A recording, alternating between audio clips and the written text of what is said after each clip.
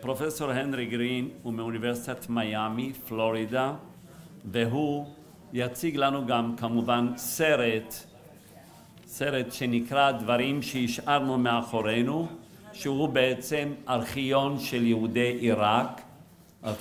עיראק, והוא בעצם יושב לו באוניברסיטה והוא אחראי על הפרויקט האודיו-ויזואל, בכלל האודיו-ויזואלי של לאסוף את כל הסיפורים של הקהילות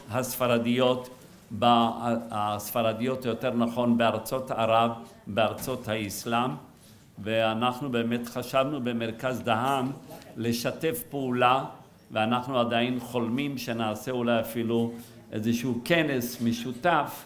We don't know yet, but we were thinking of making something together with the University and the בר-אילן University.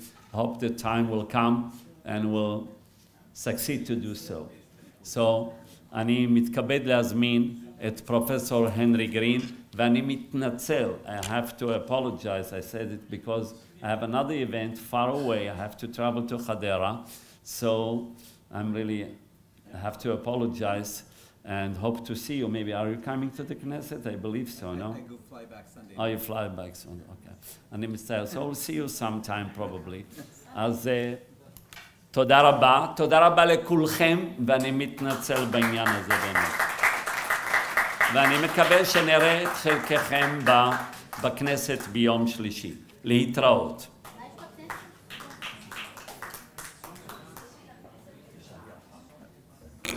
אני מדבר באנגלית. זה בסדר? בסדר. אוקיי. זה קשה.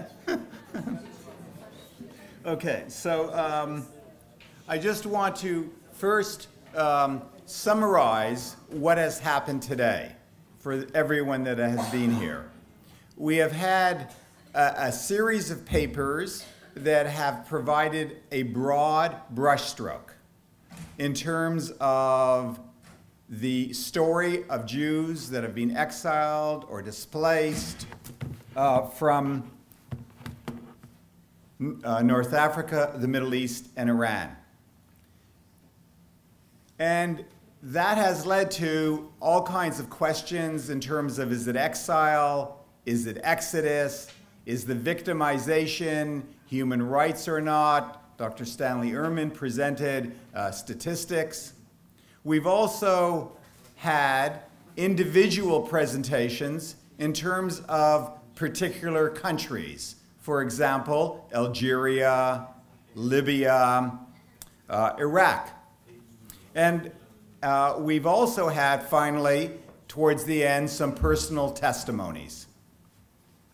And what we really have not heard is what's happening on the ground. And Jimena, and there are some other projects, are beginning to collect oral histories. Or audio-visual histories. But the question for me is, as an academic, how do you do this in a way which will be as strong as any kind of evidence-based data that you would find in government documents, that you would find in research? And so what I'm going to do today, as you can see, is I'm going to introduce the project. I'm going to talk about the archive as one illustration. You will see a short movie, 6 minutes, and then we will have a testimony by Edwin Shuker, who is a witness, as it were, to the loss of the Iraqi Jewish community. So this is a map that is from JJAC, just to show you the number of Jews that had left from Iraq and came to Israel or other countries. So what is Sephardi Voices? It's a project to create an international audiovisual digital archive of testimonies that in Israel will be housed at the National Library. So let me try to explain in part what the strategy is. Spielberg collected 52,000 interviews. at a cost of $3,000 an interview. That's $150 million. He shot it in VHS. Technology changed. Millions and millions more dollars had to be collected in order to digitize it. It is now kept at the University of Southern California, a university library, which then involves millions of more dollars, of which the Jewish community has to support. This is not my way of thinking.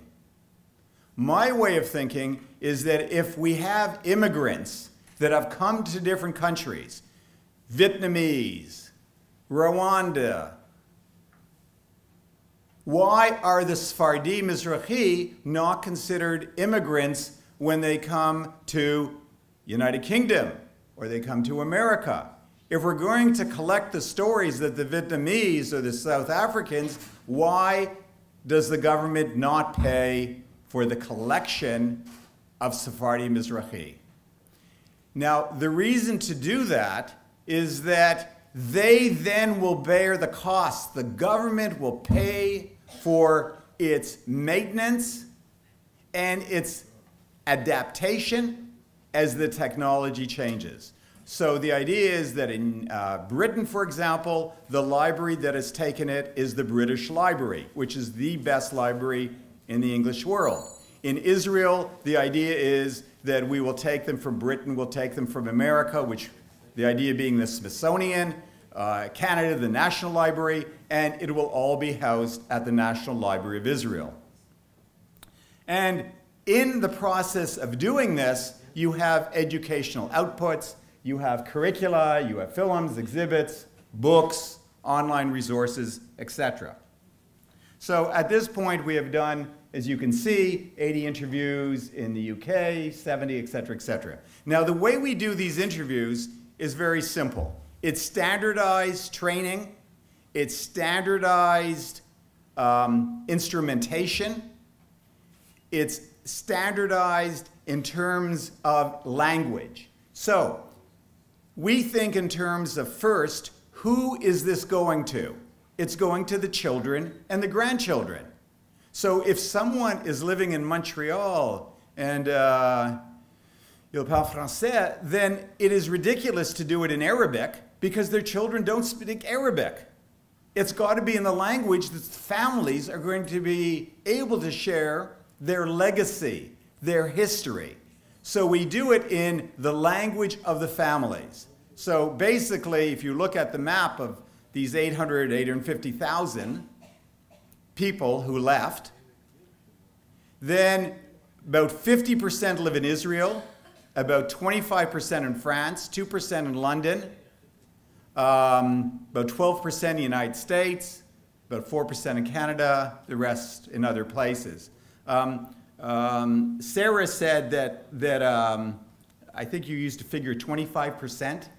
Okay, I don't quite know about that number. According to the National Jewish Population Study that was last done in the United States, for example, 8% of Sephardi Jews live in the United States. There's 6 million Jews roughly.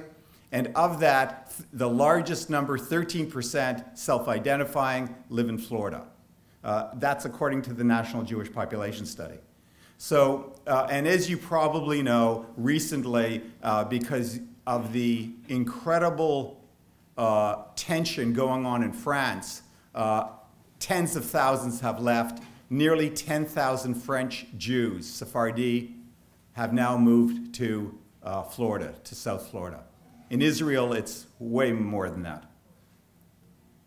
So when we do this, we also collect photographs and documents. So in one sense, we're totally academic, but it's an archive, it's a pool that can be used in other ways. So if Stanley Ehrman, let's say, again, I'm picking on you, Stanley, wants to look at deeds and documents that talk about assets, well, we have photos of that. We're now, there's several PhD students that have started using it for research. It's becoming an archive that is being used for movies. So let me quickly turn to the Iraqi Jewish Archive. What happened was that in 2003, America bombed Iraq, and they found thousands and thousands of Jewish documents flooded in the basement. About 2,700 books, school records, ketuvot, sacred writings, personal letters, community records, etc. Here's just an example of what's there. Here's an example of identity card. Edwin, who's going to be coming up as a witness. I think this is your aunt? Grandmother, which was found in the archive. And in the process of doing this, what happened is that, in the process of America finding these documents, they were taken to United States with American taxpayer money, and they were preserved. And that's just an example of the preservation process.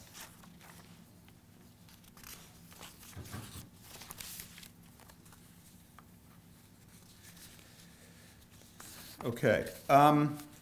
These are, by the way, these thousands and thousands of documents are online. So if you're from Iraq, you can actually go online and see if your school record is there. You can go and see if your ketuvah, if correspondence, all kinds of things that you would never have thought was possible. And I'll give you just 2 or 3 quotes. For example, people say, for example, did you see the Torah scroll dedicated by your parents? Or a brother would share with his sister, I found our parents' ketuvah. Or someone else in Caroline Bassoon in Toronto said, when she saw her old report card, I felt violated because I knew that the Iraqi secret police had no way of getting it unless they took it from my house. All I could think about was somebody being in the house that I grew up in and stealing this document. So it brings out all kinds of uncovered emotions, but at the same time, oxygen, because you're reconnecting to a community that you never thought you would be connecting to again. And so some of the documents that were found is a chumash from 1568, rabbinical sermons from 1692, a Talmud from 1793, a Zohar from 1815, a Haggadah from 1902, and it's in all kinds of languages. And if any of you saw the Death Flower recently, that's in Judeo-Arabic. So there are 2 issues that are very important about this. The first is that, according to the Iraqi government, their view is that it belongs to them. In their view, it's that they own it and it should not go back. But the other view by the Jewish community is that it is really the property of the Iraqi Jewish community. And so the agreement that was signed by the American government and the Iraqi government was that it would go back after 10 years, June 2014. Because of instability in Iraq, it's now being extended for 2 more years. And Erwin Cutler, who was mentioned earlier, the former Minister of Justice and Attorney General of Canada, he really summarizes what the Jewish position is. Iraq is a place that has no Jewish community, no willingness to protect Jewish heritage, no capacity to provide access to Jewish scholars who are the descendants of those who once possessed the archives. The archives represent the heritage and patrimony of the historic Jewish community that was displaced from Iraq, and it is not something that belongs to the Iraqi government. And I just want to read one other little piece. To go to Daesh now, back to Right. So I'm going to comment on this. Yet in spite of the absence of Iraqi Jewry, there are 5 Jews in Iraq. Is that right? 5 Jews. Yet in spite of an absence, ISIS has targeted the grave of where tradition says the biblical prophet Yezekiel is located. Yonah? Is it Yonah? Wait, no, you also have the grave of the prophet Nahum in Cush and the grave of the prophet Daniel in Mosul. So There's no Jews, and they're still desecrating. So the archive, in one way, gives voice, gives meaning. And that is what really the memorial on November 30th is about. It's giving voice to the people who were displaced. And the most important thing is to provide different lenses that can be used educationally for the children in our schools in Israel and the diaspora. And what we left behind is a short 6-minute movie that shows what the loss of a community means. Okay, so all I can do is figure out how to do this, and it'd be great. How do I get back to my screen? Does anyone escape? Okay, let's see here. PowerPoint.